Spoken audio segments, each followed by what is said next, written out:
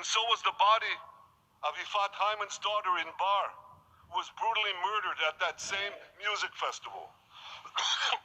With us is Sharon Sharabi, whose brother Yossi was murdered, and who prays for his older brother Eli, who is still held hostage in Gaza.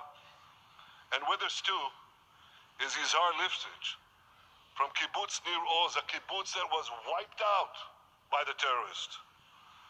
Thankfully, we achieved the release of his mother Yocheved, but his father Oded is still languishing in an underground terrorist hell of Hamas.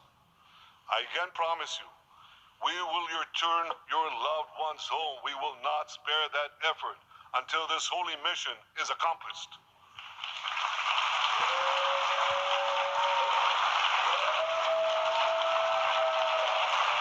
Ladies and gentlemen, the curse of October 7th began when Hamas invaded Israel from Gaza. But it didn't end there. Israel was soon forced to defend itself on 6 more war fronts organized by Iran. On October 8th, Hezbollah attacked us from Lebanon.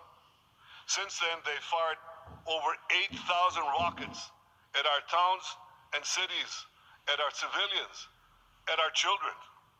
2 weeks later, the Iran-backed Houthis in Yemen launched drones and missiles at Israel, the first of 250 such attacks, including one yesterday aimed at Tel Aviv.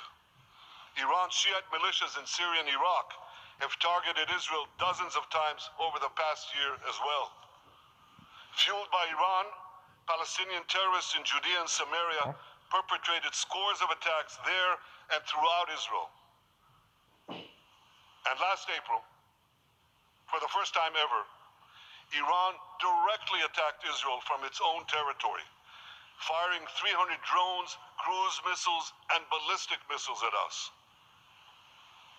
I have a message for the tyrants of Tehran. If you strike us, we will strike you. There is no place.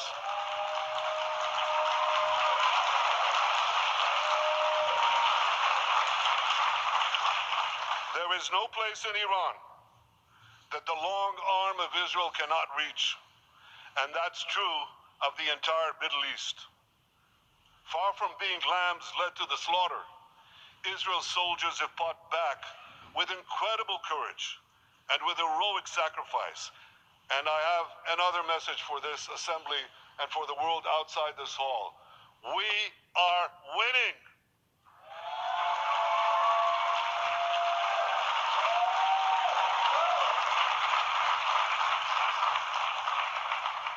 Ladies and gentlemen, as Israel defends itself against Iran in the seven-front war, the line separating the blessing and the curse could not be more clear.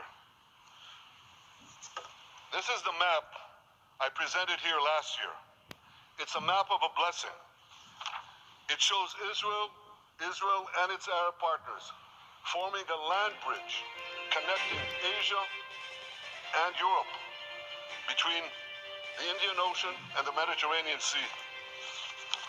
Across this bridge, we will lay rail lines, energy pipelines, fiber optic cables, and this will serve the betterment of 2 billion people.